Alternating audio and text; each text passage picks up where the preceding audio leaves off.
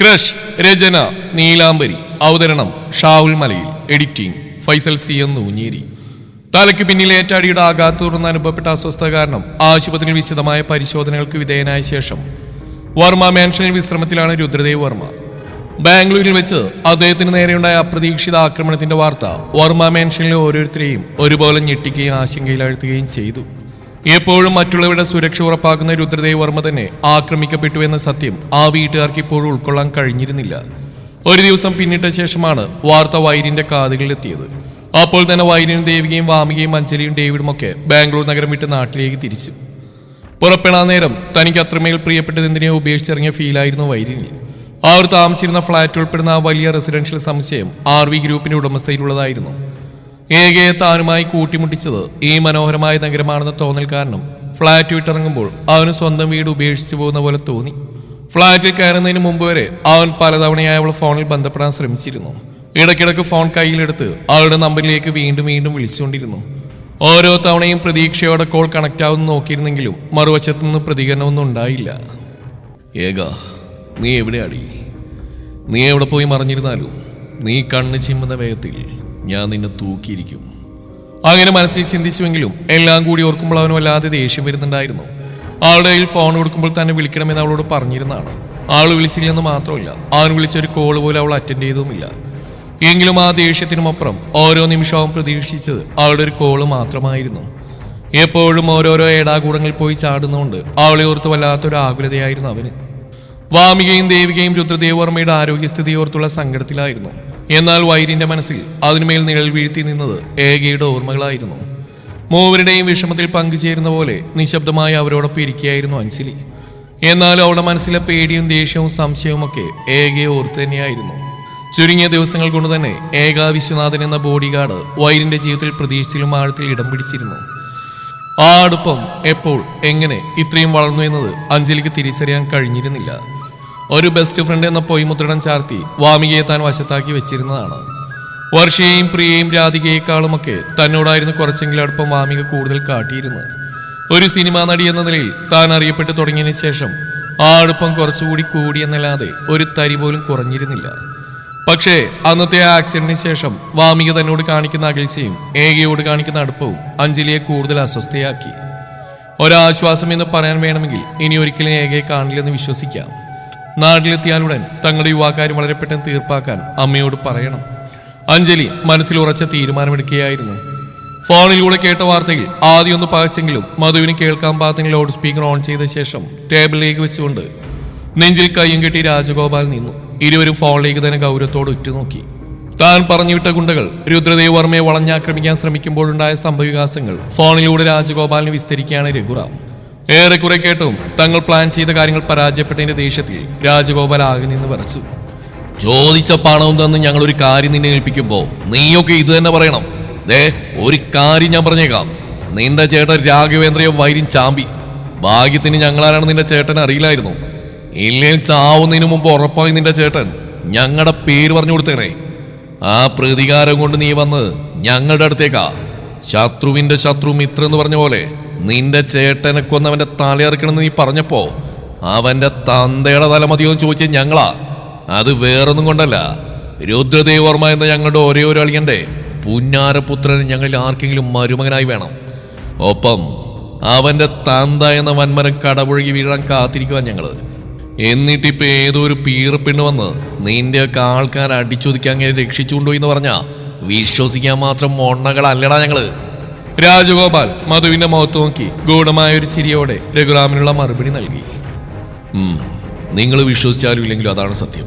പിന്നെ ഒരു കാര്യം, ഏതോ ഒരു പീറ പെണ്ണല്ല അവള്. പണ്ട് നിങ്ങൾ എൻ്റെ ചേട്ടന് കൊടുത്ത ആദ്യത്തെ കൊട്ടേഷൻ ഓർമ്മയുണ്ടോ? തിരുവനന്തപുരത്തെ ആ മെഡിക്കൽ കോളേജിൽ വെച്ചൊരു പെണ്ണിനെ തട്ടാൻ കൊട്ടേഷൻ കൊടുത്ത് നിങ്ങൾ പറഞ്ഞാലും ഞാൻ മറക്കില്ല. അവൾ ഒറ്റൊരുതി കാരണം അന്ന് എൻ്റെ ചേട്ടന് കുറെ പൈസ കിട്ടിയതാ. പെണ്ണായതുകൊണ്ട് മാത്രം തന്തയ്ക്കൊപ്പം അവളങ്ങ് പറഞ്ഞു വിട്ടു പോലീസുകാര്. ആ മറ്റേ മോളാ രുദ്രദേവിനെ രക്ഷിക്കാൻ പറന്നെത്തിയത്. അറിയോ നിങ്ങൾക്ക്? രഘുറാം പറയുന്ന കേട്ട് രാജഗോപാലും മധുവും ഞെട്ടി. എന്തൊക്കെ പിച്ചുമ്പേടാ നീ പറയുന്നത്? ചത്തുപോയി നിന്റെ ചേട്ടൻ രാഘവേന്ദ്രയുടെ ബാധ കയറിയോ നിന്റെ ദേഹത്ത്? പൂച്ചിക്കണ്ട, നിങ്ങൾ ചെവി തുറന്നു വെച്ച ഒരു കാര്യം കൂടി കേട്ടോ. രാഘവേന്ദ്ര ബാധയാകുന്നതിന് മുമ്പ് ഒരു കാര്യം കൂടി എന്നോട് പറഞ്ഞിരുന്നു. നിങ്ങൾ കൊല്ലാൻ ഏൽപ്പിച്ച സിനിമാ നടി അഞ്ജലിയുടെ കൊട്ടേഷൻ തകർത്തും ഈ പെണ്ണ് തന്നെയാ. അന്ന് അഞ്ജലിയും കുടുംബവും സഞ്ചരിച്ചിരുന്ന ടാക്സി കാറ് എൻ്റെ ഏട്ടനും ഗ്യാങ്ങും ചേസ് ചെയ്ത് മരത്തിലേക്ക് ഇടിച്ചു കയറ്റിയപ്പോൾ അന്നും അവർക്ക് രക്ഷക്കായി എത്തിയത് ഇതേ പെണ്ണ് തന്നെയായിരുന്നു. 2 മാസം മുമ്പ് പബ്ബിൽ വെച്ചും സിനിമാ നടി അഞ്ജലിയെ ആക്രമിക്കാൻ നിങ്ങൾ കൊടുത്ത കൊട്ടേഷൻ കൈമറിഞ്ഞ് കിട്ടിയത് എനിക്കായിരുന്നു. അന്ന് ഞാൻ അവിടെ എത്തുന്നതിന് മുമ്പ് തന്നെ ഈ പറഞ്ഞ പെൺകുട്ടി ഒരു കാരണവുമില്ലാതെ അവിടെ കിടന്ന് പ്രശ്നം ഉണ്ടാക്കി. ഞങ്ങളുടെ ആ നീക്കം തടയാൻ ശ്രമിച്ചു. അവളുടെ ഉദ്ദേശം എന്താണെന്ന് എനിക്കറിയില്ല. അത് നിങ്ങളൊന്ന് അന്വേഷിച്ചാൽ നന്നായിരിക്കും. കാരണം അവളുമായിട്ട് എനിക്ക് പ്രത്യേക വൈരാഗ്യവാശിയൊന്നും തന്നെ ഇല്ല. മരിച്ചുപോയ എൻ്റെ ഏട്ടൻ രാഘവേന്ദ്രൻ നിങ്ങളെ കളിയാക്കിയിട്ടുണ്ടായിരുന്നല്ലേ. ഇപ്പോൾ നിങ്ങൾ ആരൊക്കെയാണെന്ന് അങ്ങേർക്ക് അറിയാമായിരുന്നെങ്കിൽ നിങ്ങളുടെ പേരും പറഞ്ഞു കൊടുത്ത മരണത്തിൽ നിന്ന് എൻ്റെ ഏട്ടൻ സ്വയം രക്ഷപ്പെട്ടേനെ. ആ സിനിമാ നടൻ വൈരിൻ്റെ അടികൊണ്ട് എൻ്റെ ഏട്ടൻ ചാവില്ലായിരുന്നു. പക്ഷേ ഏട്ടനെ പോലെയല്ല ഈ അനിയൻ. അജ്ഞാതമായി തിരശ്ശീലക്കപ്പുറം നിന്ന് കൊട്ടേഷൻ തന്നുകൊണ്ടിരുന്ന രുദ്രദേവർമ്മയുടെ പ്രിയപ്പെട്ട അളിയന്മാരെ ഞാൻ തേടിപ്പിടിച്ച് കണ്ടെത്തിയത്. രുദ്രദേവർമ്മയ്ക്ക് പോലും നിന്റെയൊക്കെ വിശ്വരൂപം മനസ്സിലാവുന്നില്ലല്ലോ എന്നാ ഞാനിപ്പോൾ ആലോചിക്കുന്നത്. ആ എന്നോട് ഇങ്ങോട്ട് വലിയ ഭരണമൊന്നും വേണ്ട. രാഘവേന്ദ്രയല്ല രഘുറാം. നിങ്ങൾക്ക് ആവശ്യം ഒരു പക്ഷേ രുദ്രദേവർമ്മയുടെ തലയായിരിക്കും. പക്ഷേ എനിക്ക് അതുമാത്രം പോരെങ്കിലോ. ആ കോൾ കെട്ടായതും രാജഗോപാലും അതും മുഖത്തോട് മുഖം നോക്കി നിന്നു. ഒരിക്കൽ പോലും നേരിൽ കണ്ടിട്ടില്ലാത്ത ആ പെൺകുട്ടി തങ്ങൾ എവിടെ പോയി കണ്ടുപിടിക്കാനാണ്? അങ്ങനെ ഒരു ചോദ്യത്തിന് ഇവിടെ ഇനി പ്രസക്തിയില്ല. എല്ലാം തികഞ്ഞവനെന്ന ഗർവം കൊണ്ട് നടക്കുന്ന രുദ്രദേവർമ്മയുടെ നേരെ ആക്രമണം അഴിച്ചുവിടാമെങ്കിൽ ഈ ഒരു നരന്തുപിടിനെ കണ്ടുപിടിക്കുന്നതാണോ പ്രയാസം? മുള്ളിനെ മുള്ളാൽ തന്നെ എടുക്കണം. സാക്ഷാൽ രുദ്രദേവർമ്മയെ രക്ഷിച്ചവളെ രുദ്രദേവർമ്മയെ കൊണ്ട് തന്നെ കണ്ടെത്തിക്കണം. വിട്ടുകള രാജഗോപാലെ, അവൾ ആരായാലും രുദ്രദേവിന്റെ അടുത്ത് വരെ എത്തിയ സ്ഥിതിക്ക് താമസിയാൻ നമ്മുടെ കെണിയിലും കൊടുക്കും. അതുപോലെ ആ അഞ്ജലി, അവൾ ഒരിക്കലും വൈരിന്റെ പത്നിപത അലങ്കരിക്കില്ല. മറിച്ച് നിന്റെയോ എന്റെയോ മക്കളിൽ ഒരാൾ മാത്രമായിരിക്കും വൈരിന്റെ റാണിയാവാൻ പോകുന്നത്. നിന്റെ മകള് രാധികയായാലും എൻ്റെ മകള് പ്രിയയായാലും കിട്ടുന്ന സ്വത്തിന്റെ പകുതി. അതാണ് കണക്ക്. അല്ല, അങ്ങനെ ആയിരിക്കണം കണക്ക്. വൈരിനെന്തായാലും സിനിമ ഉപേക്ഷിച്ച് ഇനി ബിസിനസ് നോക്കി നടത്തില്ല. രുദ്രദേവർമ്മ ചത്താ പിന്നെ എല്ലാം നമ്മുടെ രണ്ടുപേരുടെയും കൈപ്പിടിയിൽ വരണം. നമ്മളിൽ ആരെങ്കിലും ഒരാളായിരിക്കണം RV ഗ്രൂപ്പിന്റെ അടുത്ത ചെയർമാൻ. ചാകും മുമ്പ് കുറെ സമ്പാദിച്ച് കൂട്ടണം രാജാ. രാജഗോപാലിന്റെ മുഖത്ത് നോക്കി അത് ഉറപ്പോടെ തന്നെ തീരുമാനം പറഞ്ഞു. പക്ഷേ വേണുവിന്റെ മകൾ വർഷയെ പിന്നെ നമ്മൾ എന്ത് ചെയ്യണം? തന്തയെ പറഞ്ഞയച്ചെടുത്ത് തന്നെ മകളെയും പറഞ്ഞു വിടേണ്ടി വരുമോ? അഞ്ജലിക്കൊപ്പം തന്നെ വർഷ എന്ന സംശയം തങ്ങളുടെ മുമ്പിലുണ്ടെന്ന് രാജഗോപാലിന്റെ വാക്കിൽ നിന്നും പ്രകടമായിരുന്നു. വർഷയെ തൽക്കാലം മാറ്റി നിർത്താം. ഇപ്പൊ 3 പെൺപിള്ളേരെയും കടത്തിവിട്ടി മുമ്പിൽ നിൽക്കുന്നത് ദേവന്റെ മകൾ അഞ്ജലിയ. അവളെ യമപുരിക്കഴിച്ച ശേഷം വർഷയുടെ കാര്യം നമുക്ക് നോക്കാം. വൈരിനെ സ്വന്തമാക്കാൻ ആർ ഗൂഢാലോചന തുടങ്ങിക്കഴിഞ്ഞു. രുദ്ര, ആരാടാ മിടുക്കി? തക്ക സമയത്ത് വന്ന് നിന്നെ രക്ഷിക്കാൻ ധൈര്യം കാട്ടിയ ആ കൊച്ച് ശരിക്കും ഒരു ധൈര്യശാലി തന്നെയാ. ഇക്കാലത്ത് ആണായി പറഞ്ഞവർ പോലും ചെയ്യാൻ മടിക്കുന്ന കാര്യ കേവലം ഒരു പെണ്ണായിട്ട് കൂടി ആ കുട്ടി ചെയ്ത്. എവിടെയാ അവളുടെ നാട്? ചോദിച്ചോ നീ അത്? എങ്കിലും ഇവിടേക്ക് കൂട്ടിക്കൊണ്ടുവരായിരുന്നില്ലേ നിനക്ക് അവളെ? രുദ്രദേവിന്റെ പെട്ടിലായി അയാൾക്ക് അഭിമുഖമായിരുന്നുകൊണ്ട് തികഞ്ഞ ആകുലതയെ അമ്പുരപ്പെടുക എന്ന ഭാവത്തിൽ ചോദിക്കുകയാണ് ജാനകി. ഹെഡ് ഡ്രസ്സിൽ ചാഞ്ഞുകൊണ്ട് കണ്ണുകൾ അടച്ചിരുന്ന അദ്ദേഹം പെട്ടെന്ന് എന്റെ അമ്മയെ നോക്കിയൊന്ന് പുഞ്ചിരിച്ചു. അയാളുടെ മനസ്സിൽ ഝാൻസി റാണിയെ പോലെ ധീരമായി പോരാടിയ ഒരു സുന്ദരി കുട്ടിയുടെ മുഖമായിരുന്നു അപ്പോൾ. ട്രിവാൻഡ്രാണ് സ്ഥലം. കാറിലിരുന്ന് ഞാനൊന്ന് മയങ്ങിപ്പോയി. വീടെത്തുമ്പോൾ എന്നെ വിളിച്ചുകൊടുത്തെന്ന് ഞാൻ പറഞ്ഞു. ശല്യം ചെയ്യേണ്ട സാർ ഉറങ്ങിക്കോട്ടെ എന്ന് ഗാർഡിനോട് പറഞ്ഞ് സ്ഥലത്തിയപ്പോൾ ആ കുട്ടി ഇറങ്ങിപ്പോയി. സംസാരത്തിനിടയിൽ നാട്ടിൽ തന്നെ അതിനൊരു ജോലി ആവശ്യമുണ്ടെന്ന് പറയുന്നുണ്ടായിരുന്നു. മറ്റെങ്ങും ജോലി അന്വേഷിച്ചറിയേണ്ടെന്ന് പറഞ്ഞ് ഞാൻ എൻ്റെ നമ്പർ കൊടുത്തിട്ടുണ്ട്. കഷ്ടായി പോയി. നിനക്ക് ആ കുട്ടിയുടെ നമ്പർ കൂടി വാങ്ങായിരുന്നു. തിരുവനന്തപുരത്തുള്ള കുട്ടി എറണാകുളം വന്ന് ജോലി ചെയ്യോ രുദ്ര? നിന്റെ സ്വാധീനം വെച്ച് അതിൻ്റെ നാട്ടിൽ തന്നെ ഒരു ജോലി തരാക്കി കൊടുക്കാന്ന് വെച്ചാൽ അതിൻ്റെ നമ്പർ കൂടി അറിയില്ല. എനിക്കൊരു നോക്ക് കണ്ട് ഒരു നന്ദി വാക്ക് പറയാൻ കൂടി കഴിഞ്ഞില്ല. ഇനി ആ കുട്ടി നിന്നെ വിളിക്കുമെന്ന് തന്നെ ആർക്കറിയാം. കഷ്ടായിട്ടോ. ജാനകി വർമ്മയ്ക്ക് ഏകയെ കാണാൻ കഴിയാത്തതിന്റെ നിരാശയാണ്. അന്നേരം ഞാൻ ആകെ വല്ലാത്തൊരവസ്ഥയിലായിരുന്നു അമ്മേ. വന്നു നമ്മുടെ ഫാമിലിയിൽ ആർക്കും ഒറ്റയ്ക്ക് യാത്ര ചെയ്യാൻ കൂടി കഴിയാത്ത അവസ്ഥയാണ്. ഈ ആക്രമണങ്ങൾക്കൊക്കെ പിന്നിൽ ആരായിരിക്കും എന്ന് ആലോചിച്ചിരിക്കെ മറ്റൊന്നും മനസ്സിലൊന്നില്ല. എന്തായാലും ആ കുട്ടിയെ വിളിക്കുമെന്ന് നോക്കാം. ഇല്ലെങ്കിൽ കുറച്ച് ബുദ്ധിമുട്ടിയാലും വേണ്ടില്ല, കണ്ടുപിടിക്കാം. ആദ്യം ഞാനൊന്ന് സ്റ്റേബിൾ ആവട്ടെ. വാക്കുകളിൽ ദൃഢനിശ്ചയം പ്രകടമായിരുന്നു. താൻ പറയുന്ന അതുപോലെ പ്രവർത്തിച്ചിരിക്കുമെന്നുള്ള ഉറപ്പ്. നിന്റെ അച്ഛൻ ജീവിച്ചിരുന്നപ്പോ പോലും വർമ്മ കുടുംബത്തിന് ഇത്രയും ശത്രുക്കളൊന്നും ഉണ്ടായിരുന്നില്ല. ഇതിപ്പോ എത്രാമത്തെ ആടാ? ഇതിനു മാത്രം നിന്നോട് ആർക്കാടാ ഇത്രയും ശത്രുത? എനിക്ക് ചില സംശയങ്ങളൊക്കെ ഉണ്ടമ്മേ. അവരുടെ ലക്ഷ്യം ഞാൻ മാത്രമല്ല, ഈ കുടുംബത്തിലെ പലരെയും അവർ ടാർഗറ്റ് ചെയ്യുന്നുണ്ട്. വേണുവിന്റെ ആക്സിഡന്റിൽ പോലും എന്തോ ചതിയുള്ള പോലൊരു തോന്നൽ. നീ കുറെ എണ്ണത്തിന് ശമ്പളം കൊടുത്ത് തീറ്റി പോറ്റുന്നുണ്ടല്ലോ സെക്യൂരിറ്റി എന്നും പറഞ്ഞ്.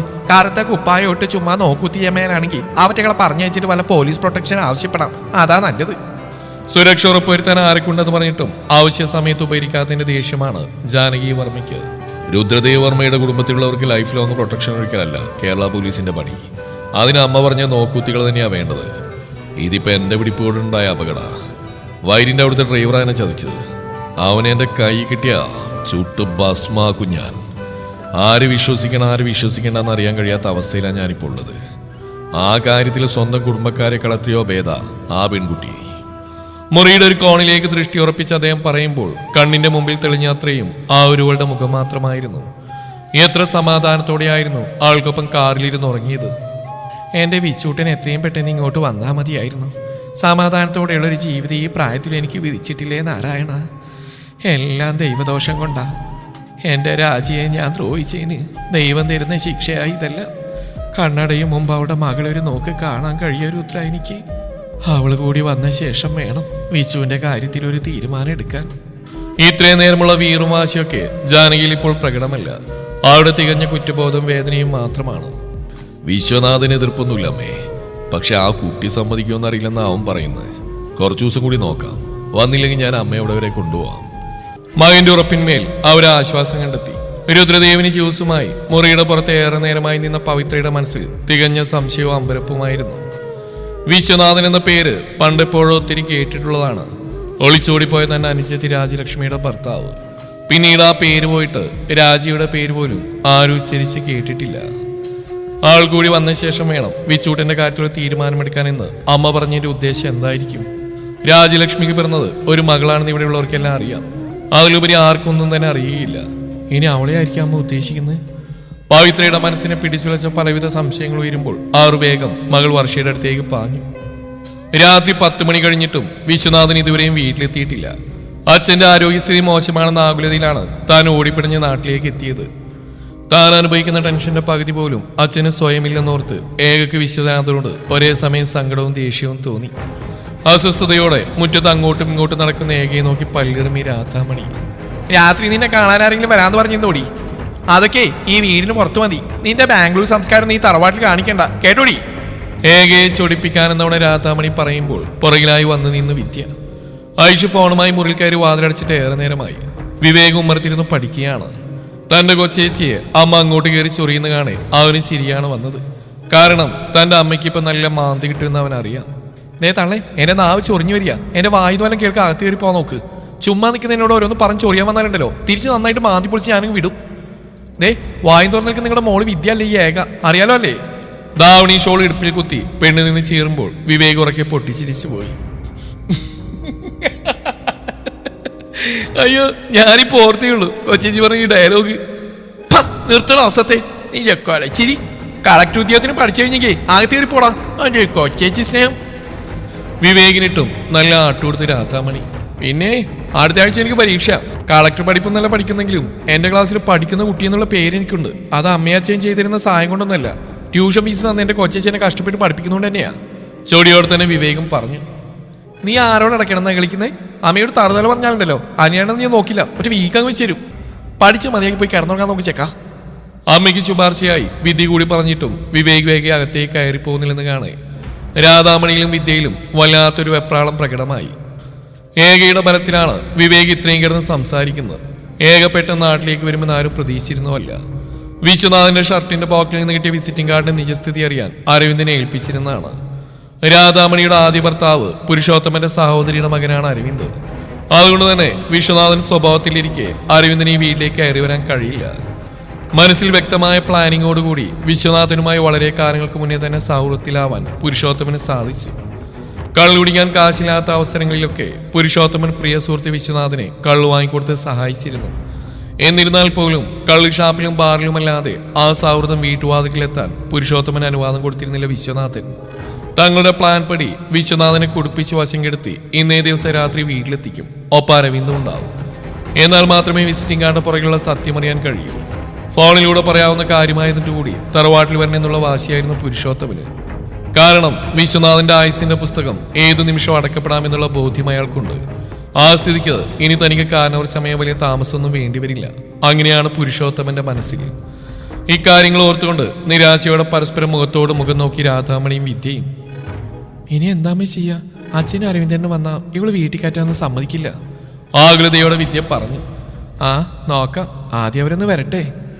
രാധാമണി പറഞ്ഞു ആ വായിലേക്കിട്ടില്ല. മുറ്റത്തൊരു ഓട്ടോ വന്ന് നിന്നു. ഓട്ടോയിൽ നിന്ന് ആരൊക്കെയോ പുറത്തേക്ക് ഇറങ്ങുന്ന കാണെ കയ്യിൽ നിന്ന് ടോർച്ച് ഓൺ ചെയ്ത് അവിടേക്ക് തെളിയിച്ചു വേഗം. തനിക്ക് അപരിചിതരായ 2 പുരുഷന്മാർ. അവർക്ക് നടുവിൽ താങ്ങി പിടിച്ച നിലയിൽ അവശനായി തൂങ്ങിയാടുന്ന തന്റെ അച്ഛൻ. ഈ അവശത മദ്യത്തിന്റെ ആവുമോ അസുഖത്തിന്റെ ആവുമോ എന്നറിയാതെ ഒന്ന് പിടഞ്ഞു അവൾ. നിങ്ങളൊക്കെ ആരാ?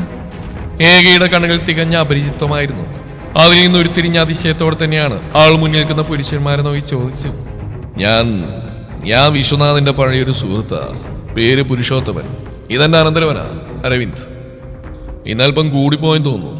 ഞങ്ങൾ കണ്ടില്ലായിരുന്നു ഈ കള്ളു ഷാപ്പിൽ കിടന്ന് ഉറങ്ങേണ്ടി വന്നതിന് വിശ്വനാഥന്. കാല് പോലും നിലത്തുറക്കാ കുഴഞ്ഞാടുന്ന വിശ്വനാഥനെ താങ്ങി പിടിച്ചുകൊണ്ട് തന്നെ പുരുഷോത്തമൻ ഏകക്ക് മറുപടി നൽകി.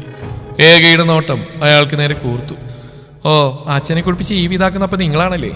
പക്ഷെ അച്ഛൻ്റെ ഇങ്ങനെ ഒരു സുഹൃത്തിനെ ഞങ്ങളാരും ഇതിനു മുമ്പ് കണ്ടിട്ടില്ലല്ലോ. അച്ഛനെങ്ങനെയാ പരിചയം? ഏകയുടെ കണ്ണിൽപ്പെട്ടാൽ ഇത്തരത്തിലുള്ള ചോദ്യങ്ങൾ അവളിൽ നിന്നുണ്ടാകുമെന്ന പ്രതീക്ഷ തന്നെയാണ് ഇരുവരും വന്നത്. അത് കള്ള് ഷാപ്പിൽ വെച്ച് കണ്ട പരിചയ. ഞങ്ങളെ മോൾക്കറിയില്ല. പക്ഷെ ഈ വീട്ടിലുള്ള ഓരോരുത്തരെയും എനിക്ക് നല്ലപോലെ അറിയാം. വിശ്വനാഥന്റെ വേണ്ടപ്പെട്ടവർ എന്റെ കൂടിയാ. അത് പറയുമ്പോൾ അയാളുടെ നോട്ട് ഏകയുടെ പുറകിൽ നിൽക്കുന്ന രാധാമണിയിലേക്കും വിദ്യയിലേക്കും വിവേകിലേക്കും നീളുമ്പോൾ പുറത്തെ ബഹളമൊക്കെ കേട്ട് ഐഷു അവിടേക്ക് വന്നിരുന്നു.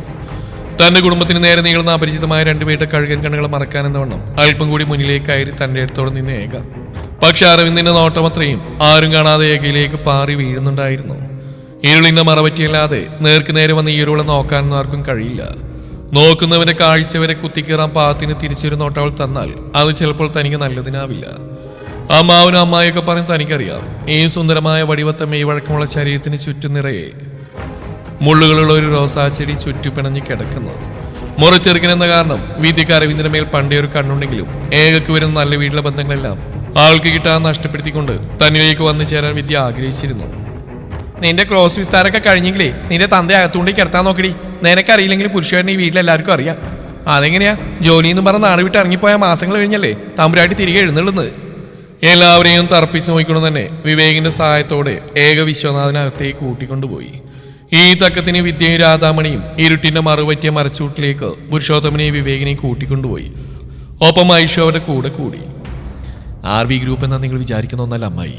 നമുക്കാർക്കും സ്വപ്നം പോലും കാണാൻ കഴിയാത്ത അത്രയോ ഉയരെയാണ് അവര്. തോക്കും പിടിച്ചു നിൽക്കുന്ന ഗാർഡ്സിന്റെ അനുവാദമില്ലാതെ ആ വീട്ടിലുള്ള ഒരാളെ പോലും നമുക്കാർക്കും കാണാൻ പോയിട്ട് ഒന്നും മിണ്ടാൻ പോലും കഴിയില്ല. കഷ്ടപ്പെട്ട് അന്വേഷിച്ച് കണ്ടുപിടിച്ചതിന്റെ കയറുണ്ടായിരുന്ന അരവിന്ദന്റെ വാക്കുകളിൽ എന്നാൽ രാധാമണിയുടെ മുഖത്ത് കഴിഞ്ഞ പുച്ഛമാണ്. അതിന് ആർക്കും മിണ്ടാണ് അവരോട്. ഇവിടുത്തെ ഇങ്ങയുടെ പോക്കിൽ അവരുടെ കാർഡ് എങ്ങനെ വന്നതെന്നറിയാനാ ഞാൻ നിങ്ങളോട് അന്വേഷിക്കാൻ പറഞ്ഞു. അല്ലാതെ അവരുടെ മാളിലേക്ക് വലിഞ്ഞേറി ചെല്ലാനല്ല. അതിന് അമ്മായി ഇപ്പോൾ വലിഞ്ഞേറി ചെല്ലണമെന്ന് കരുതിയാൽ പോലും അമ്മായിക്ക് അതിന് കഴിയില്ല. പക്ഷേ കഴിയുന്ന ഒരാൾ ഈ വീട്ടിലുണ്ട്. ഒരു ചിരിയോട് അരവിന്ദ് പറഞ്ഞു കേട്ട് ഐഷു വിദ്യ ഒരുപോലെ അമ്പരുന്നുവെങ്കിൽ രാധാമണിയിൽ തനിക്കെല്ലാം അറിയാമെന്നുള്ള ഭാവമാണ്. അതെനിക്ക് മനസ്സിലായതുകൊണ്ടല്ലേടാ പൊട്ട നിന്നെ ഈ കാര്യം അന്വേഷിക്കാൻ ഞാൻ ഏൽപ്പിച്ച്. എങ്കിലും ഇത്രയും വലിയ ആൾക്കാരുമായിട്ടുള്ള ബന്ധമൊക്കെ ഈ കള്ളൂടീനെ എങ്ങനെ ഉണ്ടാക്കിയെന്ന് എത്ര ആലോചിച്ചിട്ടും എനിക്കൊരു എത്തും പിടിയും കിട്ടുന്നില്ല. വിവാഹം കഴിഞ്ഞ് കയറി വന്ന അന്ന് മുതൽ കാണുന്ന കാഴ്ചയാണ് വിശ്വനാഥന്റെ കള്ളുടിച്ച് ബോധമില്ലാത്ത ഈ അവസ്ഥ. ഒരിക്കൽ പോലും ബന്ധുക്കളോ സുഹൃത്തുക്കളോ എന്ന പേരിൽ ആരും തന്നെ ഈ വീട്ടിലേക്ക് കയറി വന്ന ചരിത്രം പോലും ഇല്ല. വിശ്വനാഥന്റെ കൂടെ കൂടിയതിൽ പിന്നെ അയാളൊന്ന് ചിരിച്ചു പോലും താൻ ഇന്നേവരെ കണ്ടിട്ടില്ല. അങ്ങനെ ഇരിക്കെയാണ് തന്റെ മകൾക്ക് രാജയോഗം തുടങ്ങിയെന്ന് പറഞ്ഞുള്ള വിശ്വനാഥന്റെ ഒടുക്കത്തെ സന്തോഷവും തുള്ളിസാട്ടവും. ഇതെല്ലാമായിരുന്നു ഈ നിമിഷം രാധാമണിയുടെ മനസ്സിൽ. തോക്കി കയറി വെടിവെക്കാടി ഭാര്യ. നിന്റെ 2ാം കെട്ടിയവനല്ല വർമ്മ കുടുംബമായിട്ട് ബന്ധമുള്ളത്. മറിച്ച് അങ്ങേരുടെ ആദ്യ ബന്ധത്തിലെ മോൾക്ക് അവരുമായിട്ട് ബന്ധം. അതായത് ഇപ്പൊ കയറിപ്പോയ നിന്റെ വളർത്തുപുത്രി ഏകക്ക്. ദൈവമേ, ആ സത്യനോ? ഇനി ഞാൻ ചിന്തിക്കുന്ന ബന്ധം തന്നെയാണ് അവൾക്ക് അവരായിട്ടുള്ളത്. രാധാമണിയും വിദ്യയും മുഖത്തോട് മുഖം നോക്കി. ആരുടെ മനസ്സിലേക്ക് ഹാളിലെ ഭിത്തിയിൽ തൂക്കിയിരിക്കുന്ന രാജലക്ഷ്മിയുടെ ഫോട്ടോയിലെ രൂപം തെളിഞ്ഞു വന്നു. അത് സംഭവം തന്നെയാ. അയാളുടെ ആദ്യഭാര്യയുടെ കുടുംബമാണ് വർമ്മ കുടുംബം. പണ്ടേതൊരുവന്റെ ഗർഭവും ചുമന്ന് ആത്മഹത്യ ചെയ്യേണ്ടി വന്ന രാജലക്ഷ്മി വർമ്മ. അങ്ങനെ വേണം പറയാൻ. വർമ്മ കുടുംബത്തിലെ കിരീടം വയ്ക്കാത്ത രാജാവ് സാക്ഷാൽ രുദ്രദേവ് വർമ്മയുടെ ഏറ്റവും ഇളയ സഹോദരി അവര്. രാജലക്ഷ്മി വർമ്മയുടെ കണക്കിൽ കവിഞ്ഞ സ്വത്തിന്റെ അവകാശി ഈ വീട്ടിൽ കിടക്കുന്ന ആ പഴച്ചവള് തന്നെയാ ഏക വിശ്വനാഥൻ. നിങ്ങളാരും ഞെട്ടില്ലെങ്കിൽ ഞാനൊരു ന്യൂസ് കൂടി തരാം. അരവിന്ദ് ഒഴികെയുള്ളവർ പുരുഷോത്തമന്റെ വായിലേക്ക് തന്നെ ഉറ്റുനോക്കി നിന്നു. ഒരു സിനിമാ നടനില്ലേ, എന്താ അവന്റെ പേര്? വൈര്യൻ രുദ്രദേവർമ്മ. അവൻ ആരാന്നറിയോ? സാക്ഷാൽ രുദ്രദേവർമ്മയുടെ മകൻ, അതായത് ഏകയുടെ മുറച്ചെറുക്കൻ. വിശ്വനാഥൻ ചാവുന്നതിന് മുമ്പ് എന്തായാലും സ്വന്തം മകൾ അവിടെ അമ്മയുടെ കുടുംബത്തെ ഏൽപ്പിക്കാതിരിക്കില്ല. എങ്കിലും രുദ്രദേവർമ്മയെ വിശ്വനാഥൻ അങ്ങോട്ട് പോയി കാണാനും വഴിയില്ല. അങ്ങനെയായിരുന്നെങ്കിൽ അത് അങ്ങേർക്ക് മുന്നേ ആവായിരുന്നു. അനന്തരവളെ തേടി രുദ്രദേവർമ്മ ഇങ്ങോട്ട് വന്നതാവാനാണ് സാധ്യത. ഇത്തവണ ഞെട്ടിയത് ഐഷുവായിരുന്നു. വൈര്യൻ തന്റെ ചേച്ചിയുടെ മുറച്ചെറുക്കനോ? ഈ കഥയുടെ പോക്കിത് എങ്ങോട്ടാണ്? തന്റെ ചേച്ചിയും വൈര്യൻ തമ്മിൽ നേരിൽ കാണാനിടയായ സാഹചര്യം ഇവിടെ പറഞ്ഞ് തന്റെ അമ്മ തന്നെ വെച്ചേക്കില്ല. എങ്കിലും തനിക്കറിയാവുന്ന കാര്യം പറയാതിരിക്കാനും കഴിയുന്നില്ല. അപ്പോഴെങ്കിലും രാധാമണി തന്റെ സംശയം അവിടെ പറഞ്ഞു കഴിഞ്ഞിരുന്നു. തുടരും ഈ കഥയുടെ ബാക്കി ഭാഗം നാളെ ഇതേ സമയം.